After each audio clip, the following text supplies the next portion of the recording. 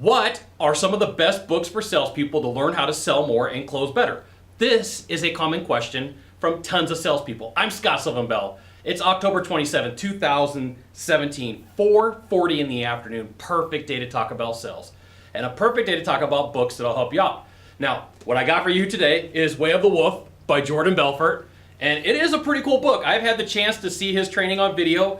And I will tell you that this is a mix of what he has taken from his trainings and he's put it in writing, but it's also a mix of the stories that you're probably going to see in the movie Wolf of the Wall Street, just in a little bit more depth.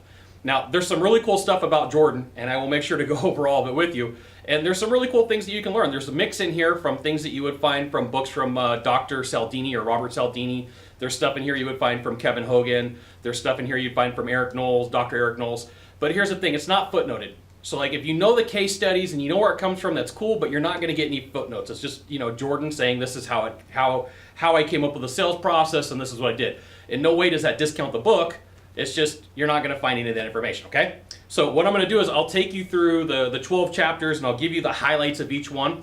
And the first chapter, has got some really cool content. And Jordan asks the question, where do objections come from? And they come from lack of certainty from the buyer. So he talks about the 3 10s where the buyer has to trust you, trust the product, and trust the company. Kind of like a no-like trust formula that you might hear in copyright or in the world of sales. And, from the very beginning, he's like, is every sale the same? And, I started thinking about that. It's like, there are a lot of nuances and a lot of things that have to do with the sales process that are exactly the same from one client to the buyer. And you know what? A lot of it comes down to you or me as the influencer salesperson to make sure that we're taking care of what we're supposed to and doing everything that we're supposed to instead of taking shortcuts. That's not in the book.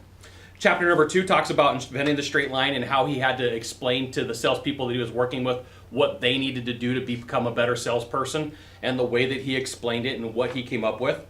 Chapter 3 talks about the first 4 seconds or the first 5 seconds when you're meeting somebody and how you influence them and if they know, like, and trust you within the first 4 or 5 seconds, which I've seen some sales deals go bad because the salesperson from the very beginning didn't come in strong and they didn't present themselves well and it didn't work out, okay? Chapter 4, what you need to know is he talks about tonality and pitch, and if there was one reason to buy this book alone, it is for Chapter 4 and Chapter 7.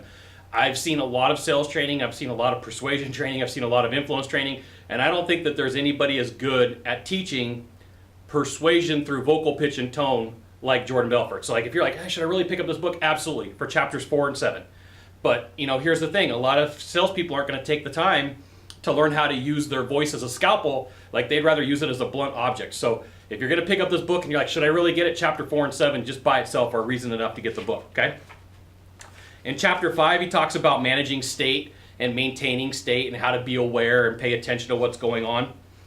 And in Chapter 7, he continues on with managing state, and he talks about anchoring through NLP. And anchoring, if you're going to learn how to do this, it's really tough to do through a book.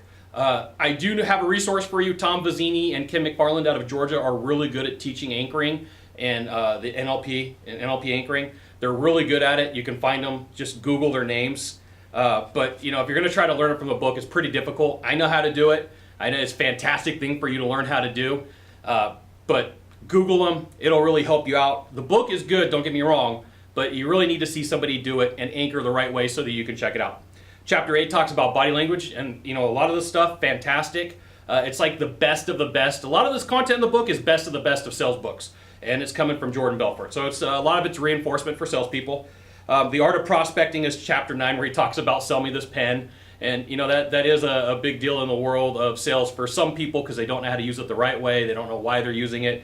But he talks about how to prospect for people, and not everybody's your client, which is true. There's been clients where I've had to say, hey, I got to let you go. And there's been people who said, just based upon this conversation, it's not the right fit. And so, it comes down to you asking the questions and making sure that you're a right fit for the buyer. Chapter 10 is the 10 rules for straight line prospecting, which, it's got a lot of stuff about how you as a salesperson got to prospect the right way to find the right buyer. Chapter 11 is making world-class presentations. And, there's great stuff in here for presenting live in front of a group of people or even one-to-one. So one-to-one and one-to-many sales. And then Chapter 12 is like something that politicians can learn. So like Chapters 4, 7, and 12 are the reasons to get this book because it talks about looping and how to bring the conversation back around. And it's something that politicians do. And as a salesperson, you should know how to do this because 1, you can use it when you're selling, or 2, you can see when somebody's trying to use it on you. So overall, I would say definitely pick up this book. It's a good $20. You know, his training's $2,000, so you're getting $2,000 worth of training for $20. And then on page 116, there's a link in there that tells you how to look up his information for his vocal pitch and tone, which is pretty cool. And one of the things I'm surprised. I was going to say not surprised. One of the things I'm very surprised about is that this really doesn't have like a back-end product. There's not like a way for you to go, hey, if you want this, go to my superstore and buy it. There's no real links to his website, to his products, to his services, except for as a footnote like on the bottom of page 116 or 114 that says this is where you can get some vocal pitch and tone training. So like as looking at the marketing, I'm like, hey, I'm kind of surprised there's no back end on this thing. But you know, hey, if that's my only gripe, I think that's pretty cool. You should pick up the book. It's well worth it just for the vocal pitch and tone on chapter 4 and 7, and then the looping on chapter 12. So there you go. I definitely think you should pick up this book. Now, if you could do a small favor for me in the box down below, leave a comment, question, or story, that'd be fantastic. To the right or to the left, there's a subscribe button. You know what you got to do. You got to subscribe. And then last of all, you can send it out to all your friends via StumbleUpon, Facebook, Twitter, Google+. Why not even LinkedIn? Scott Sylvan Bell. We'll see you soon. Thanks for watching. Aloha.